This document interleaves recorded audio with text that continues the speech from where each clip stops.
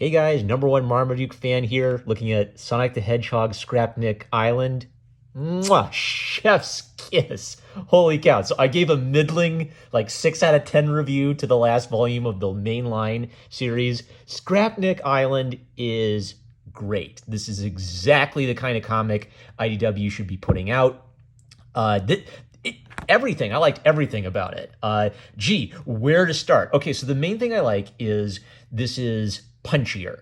A lot of the mainline IDW Sonic comics are these big multi-volume epics. So if you imagine this comic series as a Saturday morning cartoon, most of the storylines end up being like 4 to 12 episodes of a cartoon, which is a big commitment. Scrapnik Island is more like a 2 episodes of a cartoon. It's delivering a lot of emotional wallop in a tighter package.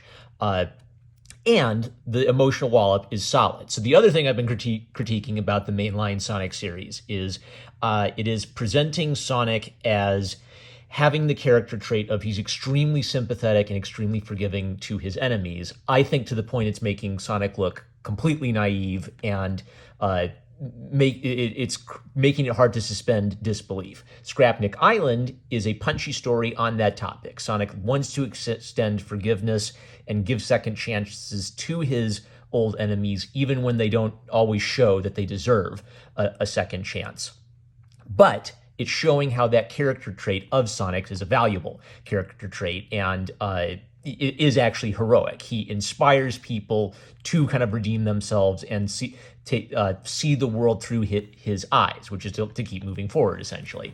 The other thing I like about it is there's a very, in addition to kind of like the heartwarming side of it, there's also a very clever action idea. This is basically, what if we put Sonic and Tails into a survival horror situation, and they achieve it very artfully. Like, they do some clever things, like, I'll spoil it. Sonic breaks his ankle, so his range of motion is more limited. They're on an old school version of the Death Egg, so they're in a tightly constrained, claustrophobic, dark space. Even the color palette. So normally I don't like muddy color palettes, but it's very clearly done for a deliberate purpose here, and it works. So it's generally a muddy color palette to sort of suggest, dinginess and rust of where they are. But then once in a while they'll brighten it up for emotional effect. So it's not, 100% unremitting, dingy, muddy colors all the time. It's generally muddy colors with occasional elements of pop.